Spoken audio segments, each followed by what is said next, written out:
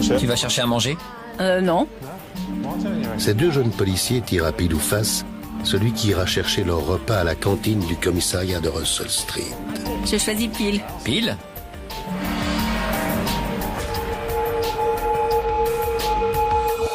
Et ils ne se doutent pas qu'ils viennent de confier leur destin à un tirage au sort.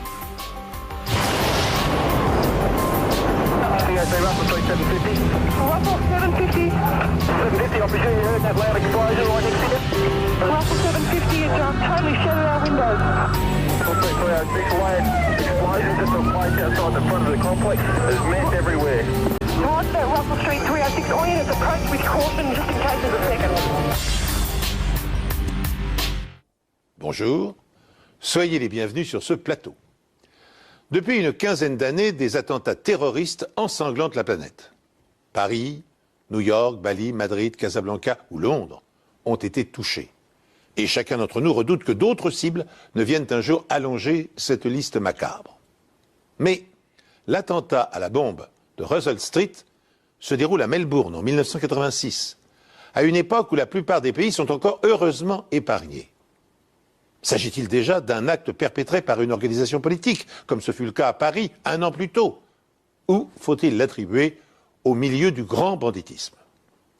Aussitôt après la déflagration, un détachement exceptionnel d'une centaine d'enquêteurs, spécialistes en explosifs et techniciens de la police scientifique, est sur place, plus déterminé que jamais à arrêter les coupables.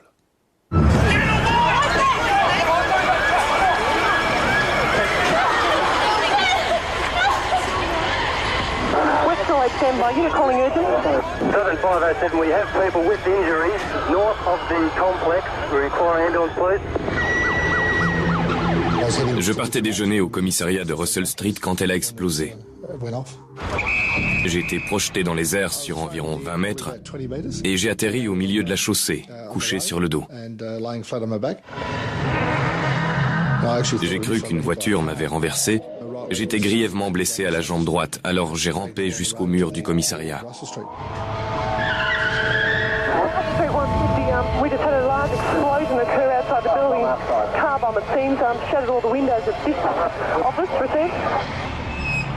Tout à coup, le bâtiment a tremblé avec un bruit terrible. Il y avait une énorme poussière noire très fine qui tombait du toit en bois.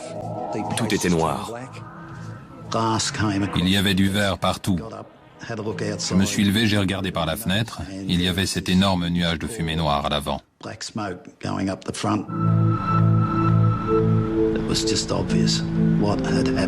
On a tout de suite compris ce qui s'était passé. Il n'y avait pas le moindre doute pour moi.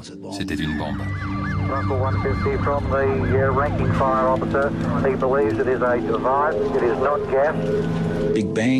Une grosse explosion. Les vitres se sont brisées et on est sorti. C'était le tout début, j'ai dit on passe nos combinaisons et on y va. On était persuadés qu'il y avait une autre bombe.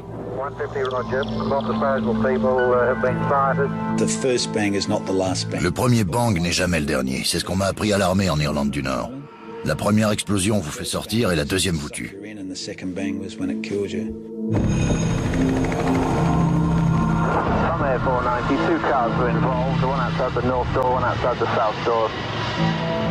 Une voiture garée devant la porte sud est soupçonnée de contenir la deuxième bombe. J'ai commencé à descendre la rue en direction de cette voiture. J'avais une corde autour de la taille pour qu'on puisse me ramener en cas de problème.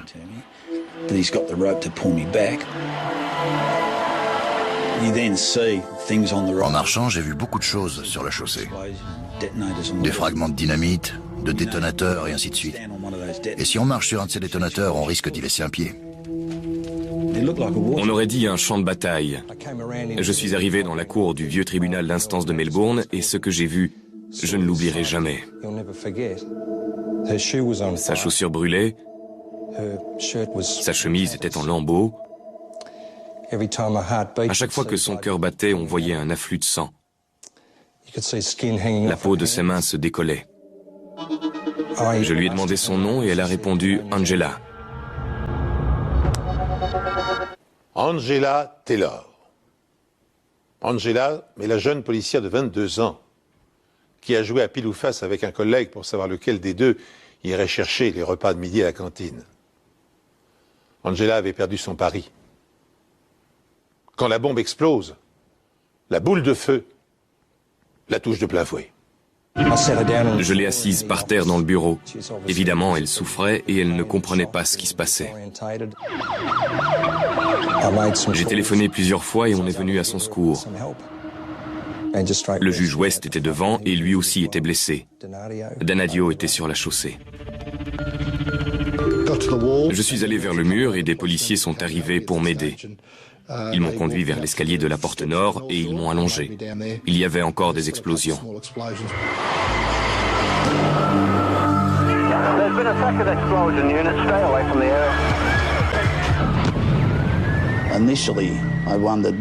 J'ai alors cru que c'était une série d'explosions, mais après quelques minutes, j'ai compris que c'était simplement des détonateurs qui explosaient. On les avait amorcés et déclenchés. Pendant ce temps-là, Dennis Tipping atteint la deuxième voiture, qui est garée derrière celle qui a explosé. Le pompier ne voulait pas intervenir, et ce n'était pas son travail. Parce qu'il y avait de la dynamite. Et quand il y a une bombe, on doit d'abord la désamorcer. Alors j'ai éteint le feu, et par chance, il n'y avait pas d'autres bombes. Ce n'était qu'une voiture de police banalisée.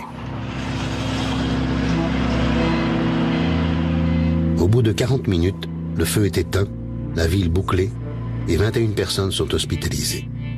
L'agent Taylor, qui est grièvement blessé, et l'inspecteur Donadio en font partie. Bonsoir. Des terroristes ont visé Melbourne aujourd'hui. Plusieurs bombes ont explosé devant le commissariat central, blessant des dizaines de personnes et causant d'importants dégâts. Les immeubles de Bourke Street à Queensby Street ont été évacués. Les magasins ont fermé et à 14h30, la plupart des rues de la ville étaient désertes. Ce qui s'est passé cet après-midi n'est rien d'autre qu'un attentat terroriste comme on en a vu ailleurs dans le monde. Et c'est inquiétant de savoir qu'il y a des lâches, des gens disposés à recourir à ce type de violence contre la population sans se soucier des vies et des biens. Je n'avais aucun doute. On visait la police en particulier et les autorités en général. Et ça a marché. Ils étudient une liste de noms de personnes devant comparaître devant le tribunal de Melbourne, en face du commissariat. Mais aucun individu ou groupe n'a revendiqué l'attentat. Ce qui est certain, c'est que cette attaque va donner lieu à une enquête d'une ampleur jamais connue en Australie. Toute la police s'est sentie concernée. Notre seul but était de retrouver les responsables, de les localiser et de les arrêter.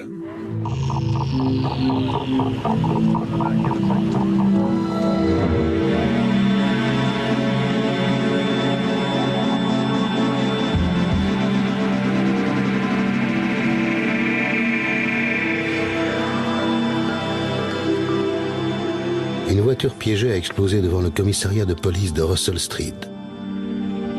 21 personnes ont été blessées.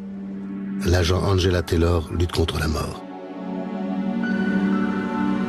Et les indices permettant d'identifier le responsable se trouvent parmi ces débris, éparpillés sur plusieurs pâtés de maisons. Mais pour plus de sécurité, il faut d'abord faire intervenir les démineurs. On a minutieusement nettoyé la zone pour rechercher le moindre indice. D'après mes souvenirs, on a dû y passer presque 5 jours. On traverse un couloir. On est maintenant au 4e étage de la cantine.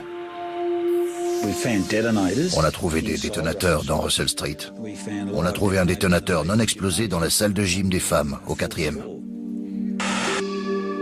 Des membres de la police scientifique sont entrés par la fenêtre dans ce bâtiment pour chercher d'autres indices, alors que d'autres, à 4 pattes, tentaient d'extraire des débris du bitume. Ils ont trouvé un pneu qui devait venir de la voiture piégée, sur le parking de derrière. Il s'est donc littéralement envolé pour retomber sur le parking derrière le bâtiment. Aucun indice ne peut être négligé. Comme dans un puzzle, chaque pièce va permettre à la police scientifique de comprendre ce qui s'est passé. Il faut récupérer tous les débris pour pouvoir reconstituer ce qui s'est passé. Nous avons pu établir que la voiture piégée était retombée à plusieurs mètres du lieu de l'explosion. Il y avait en effet un cratère dans la chaussée, mais la voiture piégée était à plusieurs mètres de là, vers l'est. Comme vous le voyez, la profondeur est d'environ 15 cm, à l'endroit le plus profond. Et la longueur est d'environ 1,50 m. Quand nous avons commencé à travailler sur la voiture piégée, la plupart des dégâts étaient visibles à l'arrière du véhicule, ce qui semblait indiquer que la bombe avait été placée dans le coffre. C'est là que la barre de remorquage est retombée. Là, ça doit être un morceau du différentiel. Il y a de l'huile d'un côté et des traces d'explosifs de l'autre. Il devait venir comme ça. On a le différentiel et les explosifs à l'avant du différentiel. Au cours d'un autre examen, on a constaté qu'il y avait eu une deuxième explosion entre les sièges avant ou sur la console centrale. Cette deuxième explosion a été neutralisée par la première, celle de la bombe dans le coffre. Tous les détonateurs intacts et les bâtons de dynamite qu'on a retrouvés à l'avant du véhicule et qui n'avaient pas explosé l'ont confirmé.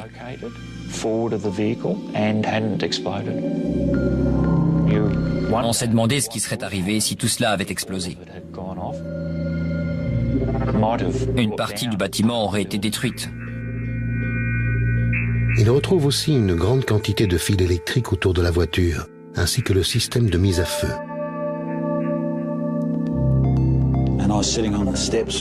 J'étais assis sur les marches après l'explosion et j'ai regardé sur ma gauche. Il y avait ce morceau de bois avec le réveil fixé dessus. C'était ça. Vous savez, quand on voit ça, on fait vite le rapprochement. Ouais, c'est une bombe à retardement. Ce morceau de bois avait l'air quelconque, et c'était simplement un morceau de poteau de clôture. Fixé à ce morceau de bois, il y avait aussi des pièces de métal ainsi qu'une lingette. Cette lingette avait apparemment servi de tampon entre les éléments de mise à feu. Elle servait à empêcher le mécanisme de se déclencher. Celui qui a transporté la bombe dans ce véhicule a pris d'énormes risques en l'amenant jusque dans Russell Street, comme il l'a fait. La moindre bosse aurait pu déclencher le système. Pendant 5 jours, des centaines de policiers ratissent méticuleusement le périmètre de l'explosion. Parmi les milliers de débris éparpillés, ils collectent de nombreux détonateurs, une grande quantité de fils électriques et un morceau de bois sur lequel est fixé un réveil. Doutant pouvoir retrouver d'où ce morceau de bois provient, les enquêteurs constatent malgré tout avec soulagement que les terroristes ont abandonné derrière eux un indice important. La plaque d'immatriculation était encore près du véhicule et ça nous a permis d'identifier très rapidement son propriétaire. Mais il avait été volé peu de temps avant l'attentat. Selon la police, l'explosion principale a été causée par 50 bâtons de dynamite placés dans le coffre d'une Holden Commodore de 79 chamois et blanc garée devant le commissariat. Elle était équipée de jantes dorées et d'une double sortie d'échappement. Aujourd'hui, ils ont amené la même voiture dans Russell Street dans l'espoir de réveiller des souvenirs. La police expose aussi la couverture de voyage retrouvée dans la voiture. Les enquêteurs disent que cette couverture n'appartient pas au propriétaire de la voiture volée et qu'elle pourrait donc les aider. Elle était en très bon état, si on tient compte de l'explosion. Et on a découvert qu'elle avait servi à recouvrir le système de mise à feu. En examinant cette couverture, on a trouvé des poils de chien. Ces poils de chien étaient courts et ça devait être ceux d'une race de terrier. Les policiers ont reçu 20 appels depuis hier et cette réaction les encourage. Ils vont vérifier ces nouvelles informations pour voir si elles sont utiles.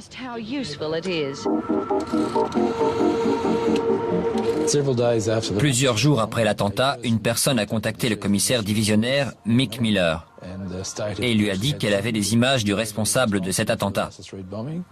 Elle a aussi exigé 300 000 € contre ce renseignement.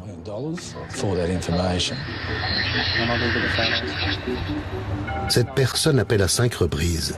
Chaque appel est passé de différentes cabines téléphoniques dans le faubourg de Saint-Kilda, puis tout s'arrête.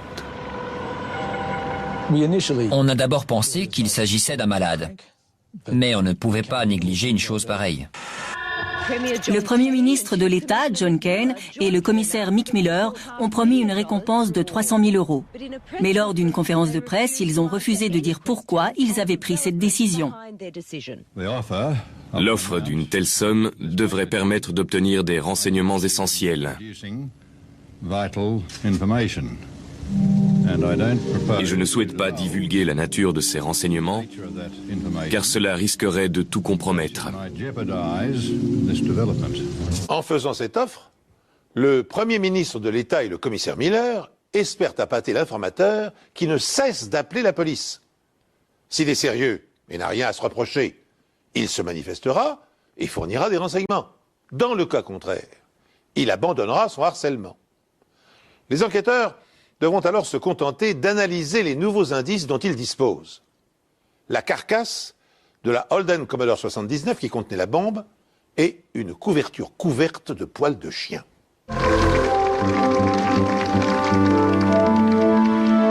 Il y a maintenant 3 semaines que l'attentat a eu lieu et Angela Taylor, qui est sortie major de sa promotion à 22 ans, est toujours hospitalisée dans un état grave.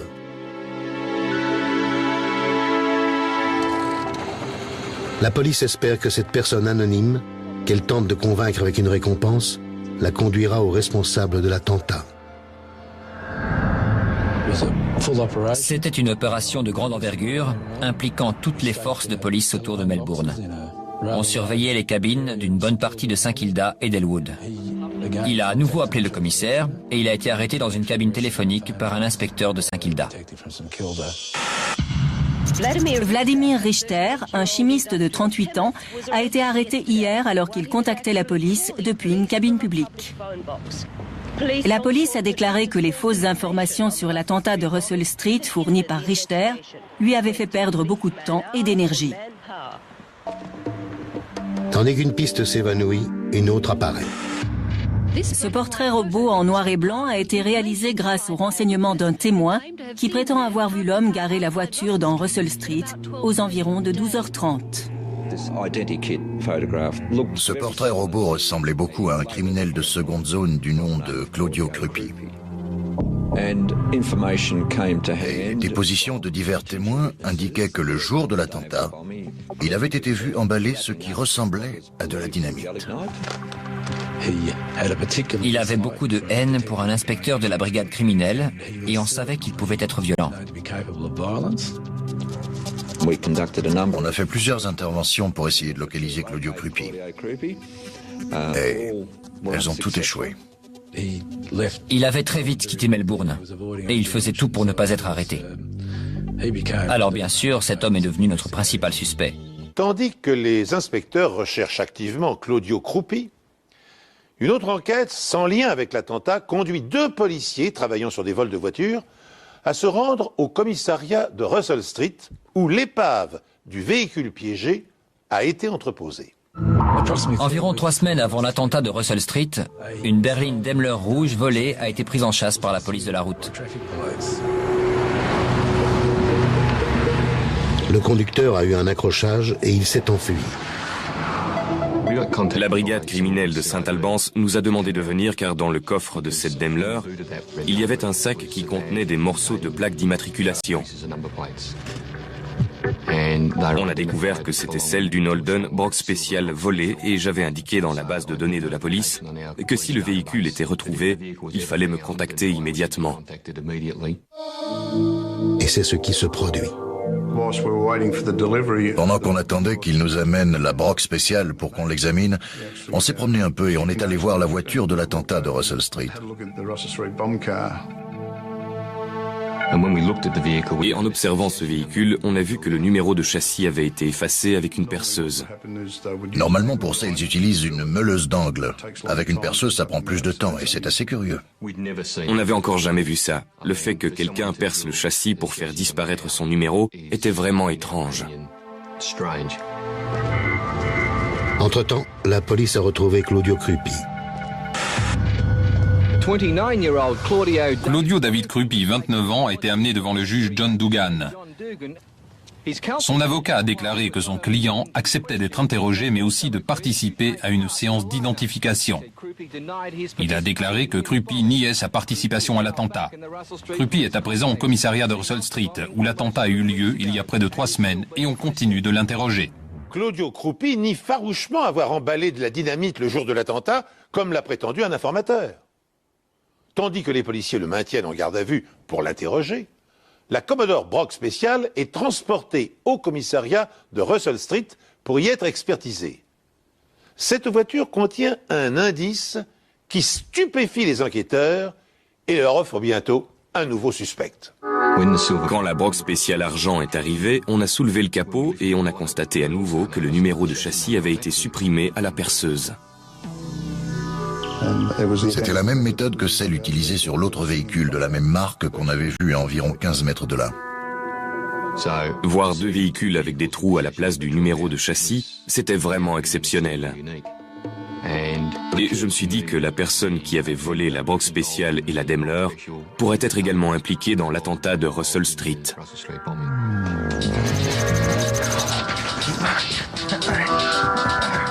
Les policiers s'intéressent maintenant à l'incident survenu 3 semaines avant l'attentat et cherchent à identifier le voleur de la Daimler. Le voleur du véhicule s'est enfui. Il a traversé plusieurs pâtés de maison avant d'arrêter une voiture qui passait par là. Va-t'en! Ferme la porte! Mais l'agent de police qui a poursuivi la Daimler a eu le temps de voir le conducteur. On lui a montré plusieurs photos et il a identifié Peter Reed. Peter Reed était connu de la brigade pour d'autres délits. On faisait alors une enquête sur lui et des membres de sa famille pour différents vols de voitures. On soupçonnait Peter Reed d'être impliqué dans le trafic de plaques d'immatriculation. Sa technique consistait à acheter une épave, puis à voler une voiture identique sur laquelle il gravait les numéros de la vieille voiture, avant de la faire immatriculer comme une voiture neuve.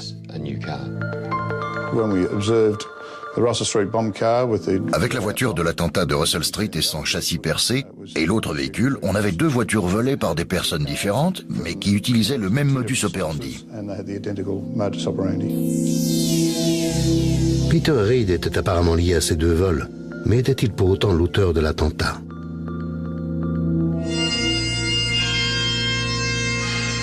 Et maintenant, un meurtrier? Un millier de personnes est venu à l'école de police Glen Waverly rendre un dernier hommage à la policière, souvent décrite comme une jeune femme pleine de vie, brillante et franche. Parmi ces personnes, il y avait le juge Ian West et l'inspecteur Carl Donadio, tous 2 victimes de l'attentat. C'était très bouleversant. Je me souviens très bien des funérailles. J'étais heureux d'être là pour rendre hommage à Angela. Dehors, 500 membres de la police et des services d'urgence font une haie d'honneur au cortège qui se dirige vers le crématorium de Springvale pour une crémation privée. Il y a une destinée qui fait de nous des frères. Aucun d'entre nous ne s'en va seul. Dès le début, on a décidé qu'on l'enquêterait jusqu'au bout. Et sa mort a renforcé notre détermination. C'est certain.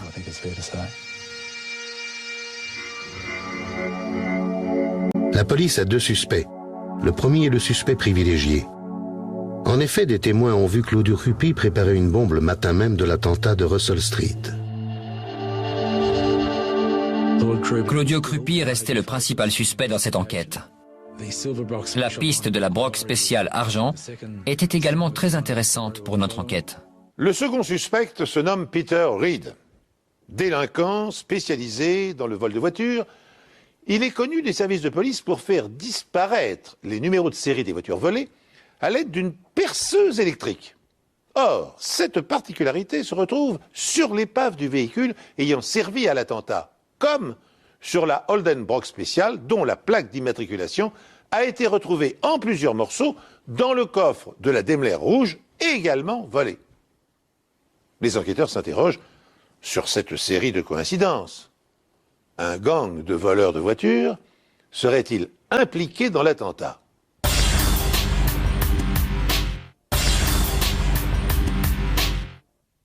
l'enquête sur la broque argent, le principal suspect s'appelle Peter Reed. Il est aussi suspect dans l'attentat de Russell Street, car on a retrouvé sur la broque Commodore des marques identiques à celles de la voiture utilisée pour l'attentat.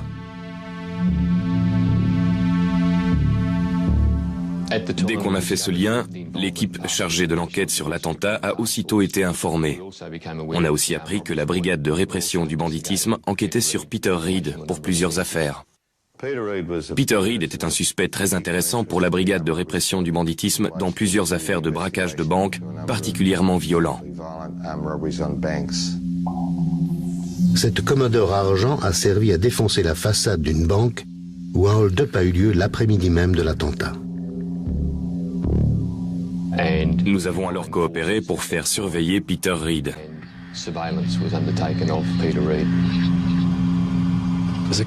Après ça, on a organisé plusieurs descentes le 25 avril, jour férié en Australie. Cette opération visait à trouver des éléments liés aux voitures volées et toute autre preuve permettant d'établir un lien avec des attaques à main armée dans lesquelles elles auraient été utilisées. Il fallait aussi découvrir si elles avaient ou non un lien avec l'attentat de Russell Street.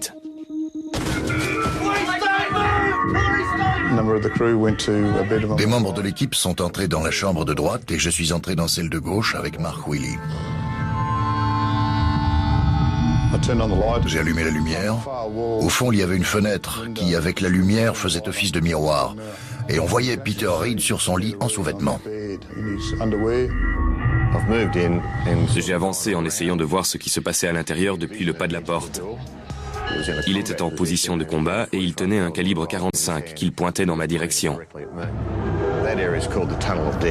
On appelle ça le tunnel de la mort. On ne sait pas bien où ils sont, mais eux savent où vous êtes. Je me suis alors retourné en disant « Peter, c'est John Bradbury de la police, pose ton arme ». La seule réaction de Reed a été de tirer à 2 reprises dans ma direction.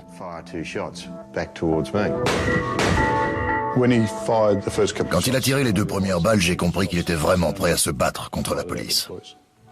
Ces 2 balles me sont passées à ras du nez. En me servant de la fenêtre comme miroir, j'ai tiré 2 fois avec mon fusil à pompe à travers la porte. Les balles ont traversé la porte de la chambre dans sa direction. J'ai ensuite essayé de recharger mon fusil, mais j'ai eu un souci. J'ai levé la tête et il n'était plus là où il était juste avant. J'ai décidé d'entrer dans la chambre pour lui faire face. Dès qu'il a vu le canon dépasser de la porte, il a encore tiré 2 fois.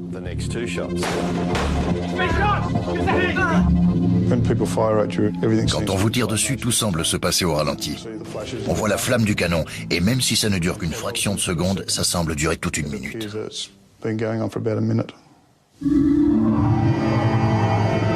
Je savais que j'avais été touché. J'avais l'impression d'avoir été renversé par un camion. Reed a sauté de son lit. Il est arrivé du côté de la fenêtre en pointant immédiatement son arme vers moi. Il a tiré 2 balles dans ma direction et j'ai riposté en tirant 2 fois. J'ai vu qu'il était tombé à terre, j'ai repoussé le pistolet avec mon pied, puis on l'a menotté. Je portais une parka de ski avec un élastique à la taille. Et la balle m'a touché, mais quand j'ai relâché l'élastique de la ceinture de ma parka, la balle est tombée par terre. J'ai dit à l'un des inspecteurs, « Enregistre bien ça. On a la scène de crime, mais je suis encore en charge de l'enquête. » Après la fusillade, on a demandé à la police scientifique de venir au domicile de Reed. On a trouvé beaucoup de preuves. Il y avait un Magnum 45 dans la chambre où la fusillade avait eu lieu. Il y avait plusieurs armes à feu qui se trouvaient dans le salon. Et on a constaté que les numéros de série avaient été détruits avec une perceuse. Et ça nous a aussitôt fait penser aux numéros de châssis de la voiture piégée et à ceux de la Commodore Brock Argent. Et parmi les autres objets retrouvés dans le salon, il y avait des scanners. Leur numéro de série avait aussi été effacé. Et par terre, il y avait un sac à dos en toile, Et posé sur ce sac, il y avait 2 détonateurs. On a trouvé que ces détonateurs ressemblaient beaucoup à ceux utilisés dans l'attentat de Russell Street. À l'intérieur du sac, il trouve 4 paquets bien emballés. Dans le papier journal, il y avait des bâtons de dynamite. Les mêmes, ou à peu près les mêmes, que ceux utilisés dans l'attentat de Russell Street. Alors, on n'allait certainement pas tarder à identifier les responsables de l'attentat de Russell Street. On n'a pas pu trouver de clôture en bois correspondant aux morceaux de bois découverts sur le lieu de l'attentat.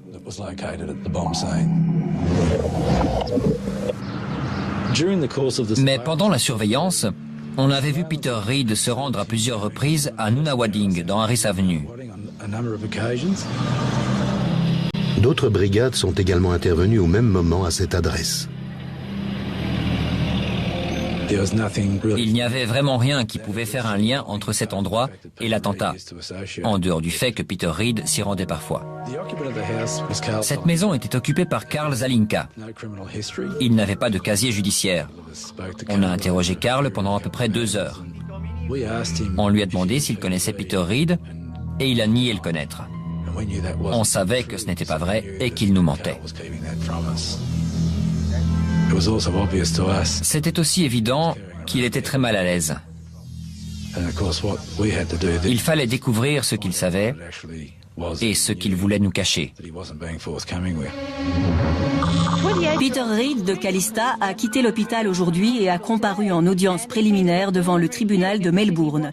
Il a été inculpé de 2 tentatives de meurtre et de 7 autres chefs d'accusation, dont celui de vol à main armée. Lorsque le service d'identification judiciaire se rend au domicile de Peter Reid, il découvre plusieurs empreintes intéressantes. Ils ont trouvé une empreinte digitale sur le journal d'Albury Border, qui enveloppait plusieurs bâtons de dynamite. Il s'agissait d'une empreinte appartenant à Rodney Minogue, un récidiviste. Mais il y avait aussi une autre empreinte sur la porte des toilettes. Et cette empreinte digitale appartenait au frère de Rodney, Craig Minogue. Il s'agissait en réalité de petits voyous. Et personnellement, je pense qu'ils jouaient un rôle secondaire dans cette affaire. Ça ne fait pas de doute.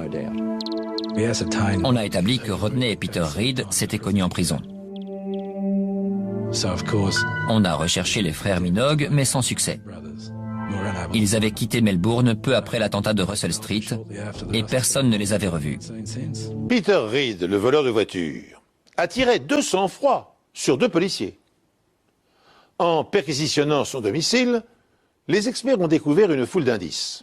Des armes, dont le numéro de série a été effacé à la perceuse, des détonateurs et des bâtons de dynamite, et les empreintes digitales des frères Rodney et Craig Minogue, 2 voyous de piètre envergure. Les enquêteurs constatent aussi qu'un certain Karl Zalinka est venu chercher Craig Minogue à la sortie du tribunal où il était interrogé. Or, Zalinka occupe la maison dans laquelle Peter Reid s'est rendu lorsqu'il était sous surveillance policière. Les membres du gang sont-ils identifiés? Reid, Zalinka et les frères Minogue ont-ils constitué une association de malfaiteurs pour attaquer le commissariat central de Melbourne?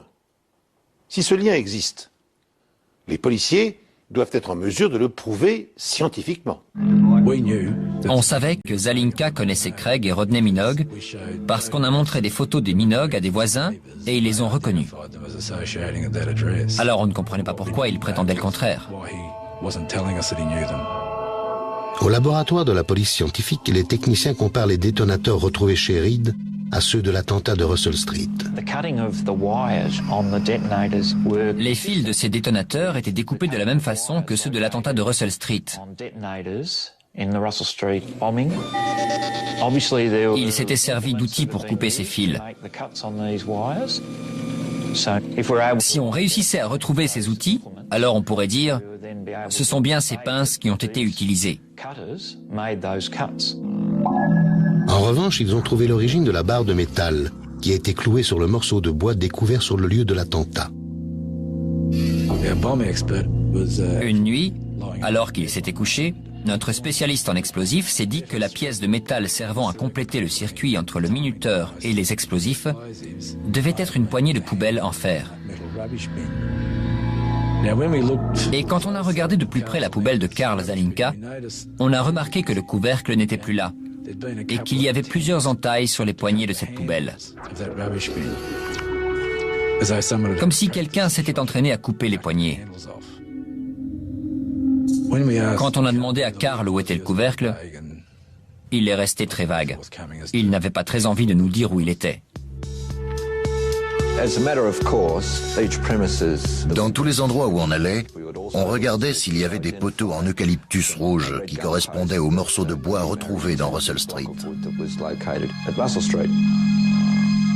Lorsqu'ils ont inspecté cette propriété la première fois, ils n'ont pas trouvé grand-chose, mais lors d'une autre visite, le spécialiste en explosifs s'intéresse à la clôture des voisins. Bob Barnes a sauté par-dessus la clôture d'un voisin et il a disparu sous un camélia. J'entends encore son petit rire ce jour-là. Il a placé le morceau de bois sur ce poteau de clôture. Il y avait le même défaut dans le bois et il correspondait à la perfection. On en a conclu que c'était bien le poteau d'où venait le support de la bombe. Cette découverte a probablement été l'une des plus importantes de toute ma carrière. Et on est encore étonné d'avoir pu le retrouver. C'était très important pour nous. À partir de là, le détachement spécial a considéré ce lieu comme étant celui où la bombe avait certainement été préparée. Karl Zalinka est devenu un personnage essentiel et on l'a conduit au poste. Moi-même et un autre inspecteur avons eu une discussion très sérieuse avec lui et je lui ai exposé tout ce que nous savions à son sujet. Ses mensonges, le morceau de bois, sa poubelle. Il avait menti en prétendant ne pas connaître les frères Minogue ni Peter Reed. Et nous lui avons dit, si vous étiez à notre place, que penseriez-vous? Et il a compris qu'il devait enfin parler. Il a dit qu'il nous dirait tout ce qu'il savait, mais qu'il fallait qu'on garantisse sa sécurité, celle de sa famille et de sa petite amie. Karl nous a révélé que Craig Minogue et Rodney Minogue vivaient chez lui et que Peter Reed venait souvent les voir. Le mardi précédant l'attentat de Russell Street, il a vu cette magnifique berline, cette Commodore, entrer dans le garage. C'était une voiture 2 tons, blanc et chamois. Elle avait de superbes jantes. C'était la même que le véhicule qui avait explosé dans Russell Street. Une autre fois, il était allé dans le garage. Et il avait vu quelque chose qui ressemblait à une caisse de dynamite. Il a demandé des explications à Craig Minogue et Craig lui a dit d'oublier ce qu'il avait vu. Craig Minogue a offert un voyage à Sydney à Karl et à sa petite amie, à Pâques, au moment de l'attentat. Quand il est revenu, les 2 frères partaient. Ils lui ont dit de se débarrasser du couvercle de sa poubelle. Il l'a mis dans la trémie qui partait pour la décharge.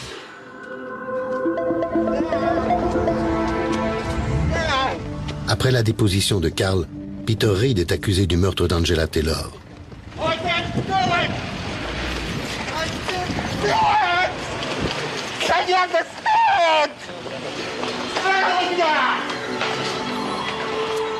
Mais les Minogue restent introuvables. Karl Zalinka nous a dit que les frères Minogue et Peter Reed avaient reçu la visite d'un homme d'environ 50 ans. Karl savait seulement qu'on l'appelait Stan the Man et qu'il vivait à la campagne. Les experts de la police scientifique de Melbourne ont accompli en quelques semaines un travail remarquable. Les fils électriques, la poignée de poubelle et le morceau de bois d'eucalyptus supportant la bombe apportent les preuves matérielles de l'implication de Peter Reed dans l'attentat.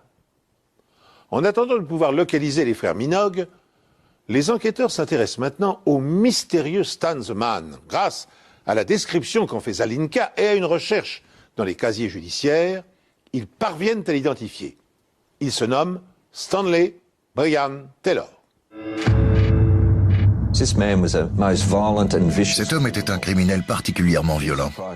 Sa première condamnation remontait à 1949 pour un vol de poissons.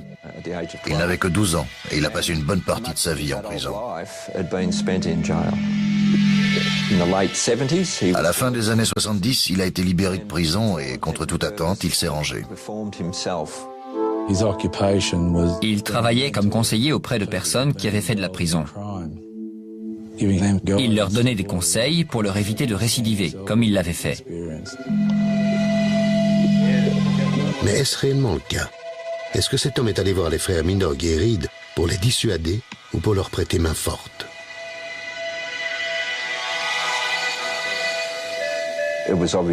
Il était évident que cet homme ne changerait jamais. Les gens de son espèce ne changent pas. Il y a beaucoup de pression sur les épaules des enquêteurs qui tentent de retrouver les 3 suspects apparemment impliqués dans l'attentat de Russell Street qui a causé la mort d'Angela Taylor.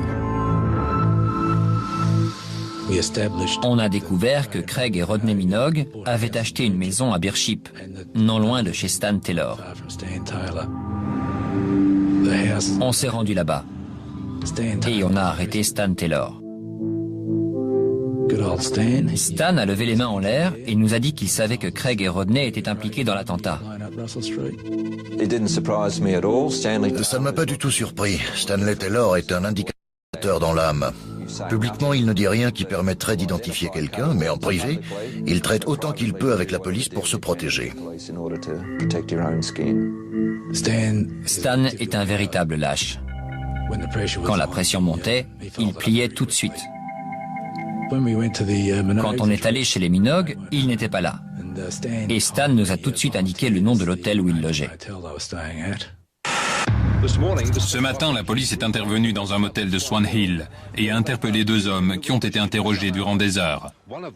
L'un d'entre eux, Craig Minogue, a comparu il y a peu de temps devant le tribunal de Swan Hill. Il a été inculpé du meurtre d'Angela Taylor et de tentative de meurtre sur l'agent Donadio et le juge West.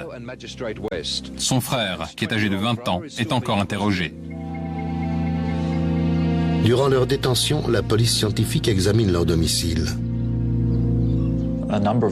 On a retrouvé plusieurs objets. Il y avait des armes à feu. Il y avait un puissant appareil de gravure. À cette adresse, il y avait aussi un terrier. Les poils de ce chien étaient identiques par la taille et la couleur aux poils retrouvés sur la couverture de l'attentat à la bombe de Russell Street.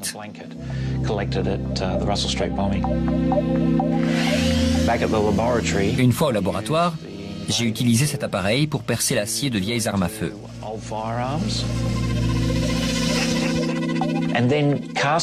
En relevant l'empreinte de la fraise de l'appareil, j'ai pu conclure que les marques laissées à la place des numéros de série sur les autres armes correspondaient. Et c'était également valable pour la voiture piégée. Sans oublier la Commodore argent. Pour moi, il ne faisait aucun doute que cette fraise avait un rapport avec ces armes à feu et avec l'attentat de Russell Street. Il découvre d'autres indices dans une remise louée par les frères Minogue. En plus d'un livre sur les explosifs et des détonateurs, il découvre des outils très intéressants. Il y avait une cisaille à tôle avec des poignées bleues. Nous les avons utilisés pour sectionner du fil de fer semblable à celui qui se trouvait sur les détonateurs afin de déterminer si les traces laissées étaient les mêmes que celles retrouvées sur ceux ayant servi pour l'attentat à la bombe. C'est bien le cas. Les fils de détonateurs trouvés chez Peter Reed, ceux de la remise des Minogue et du lieu de l'attentat présentent tous les mêmes marques laissées par cet outil.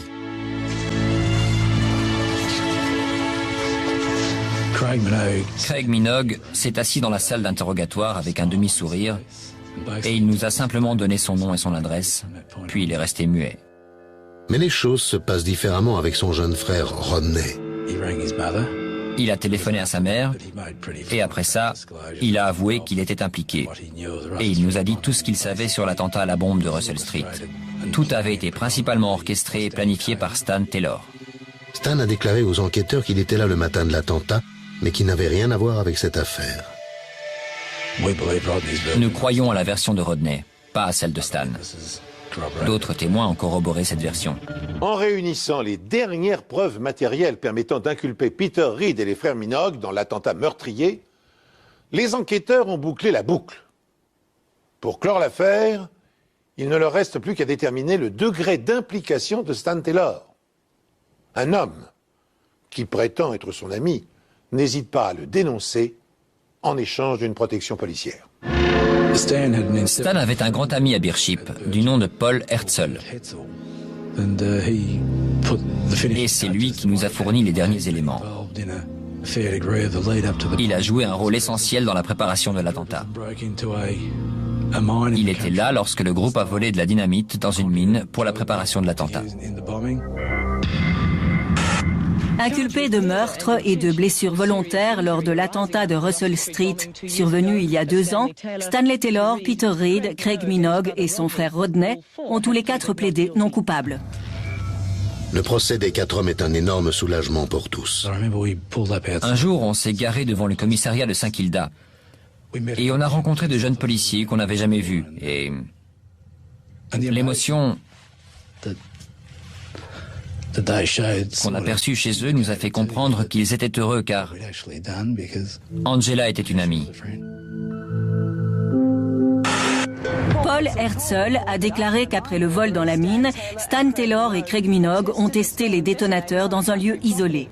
Ensuite, Craig Minogue a dit que lui, Taylor et Reed avaient l'intention de détruire le commissariat de Russell Street. Les éléments présentés au procès ont démontré que la voiture piégée avait été amenée dans Russell Street par Craig Minogue et Peter Reed, alors que Stan Taylor les suivait avec la Brock spéciale.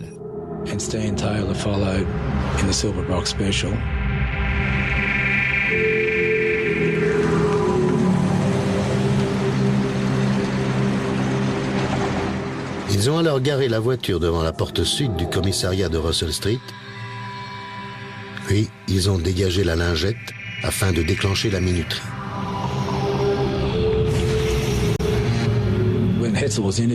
Quand on a interrogé Herzl, il nous a dit qu'ils avaient attendu que la bombe explose.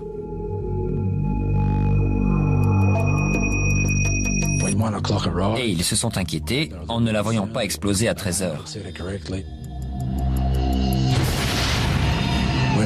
Et quand la détonation s'est finalement produite, ils ont exulté dans la voiture. On était donc certain de disposer d'assez de preuves pour faire condamner les principaux responsables. Stan Taylor, Peter Reed, Craig Minogue et son frère Rodney ont regagné le tribunal pour entendre le verdict, mais pas avant de faire connaître leurs sentiments.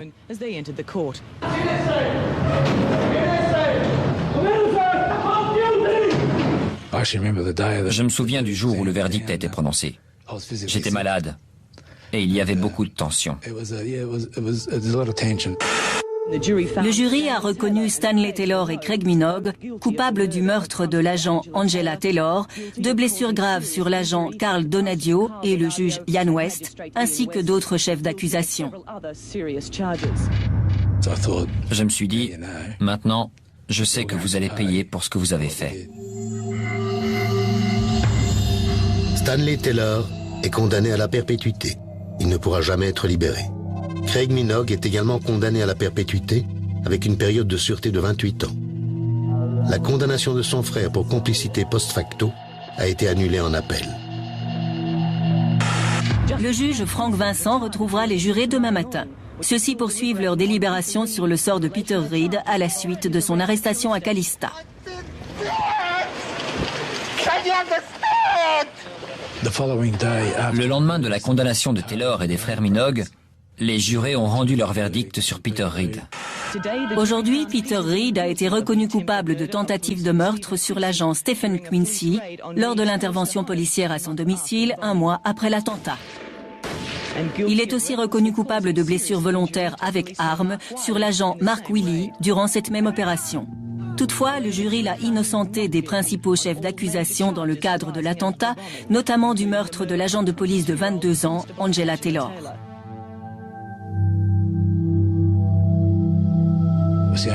C'est le seul verdict d'un jury qui m'a fait pleurer, après 31 ans dans la police. Qu'est-ce que je peux dire ? Nous étions vraiment déçus. très déçu. Et rien n'a changé. Peter Reid a été libéré en 1995 après 9 années d'incarcération. Le verdict et la peine infligée sont surprenants, voire choquants. Car, en dehors d'avoir fait feu sur 2 policiers, les liens qui reliaient Peter Reid au reste de la bande et donc à l'organisation et à l'exécution de l'attentat avaient été établis par quantité de preuves scientifiques. Comment, dans ces conditions, expliquer la clémence du juge? Reid a plaidé la légitime défense, arguant que les policiers venus l'arrêter avaient tiré sur lui les premiers. Par ailleurs, aucune réponse vraiment satisfaisante n'a été apportée à la question fondamentale. Pour quelles raisons les 4 malfrats ont-ils attaqué le commissariat de Melbourne? Il semblerait que l'un des membres du groupe, sans doute Peter Reid d'ailleurs, ait décidé de se venger d'un inspecteur qu'il avait arrêté quelques années plus tôt. Pour terminer cette histoire tragique, sachez encore qu'une journée commémorative a été créée en hommage aux policiers tués et blessés dans l'attentat et que les fonds récoltés à cette occasion sont intégralement versés au service d'urgence des hôpitaux publics. Une unité de soins pour les enfants victimes d'abus physiques et sexuels a par ailleurs été ouverte en 2001. Elle porte le nom d'Angela Taylor, la première policière australienne à avoir été tuée dans l'exercice de ses fonctions. Merci d'avoir suivi cette enquête en ma compagnie. Je vous donne rendez-vous prochainement sur cette antenne pour une nouvelle enquête impossible.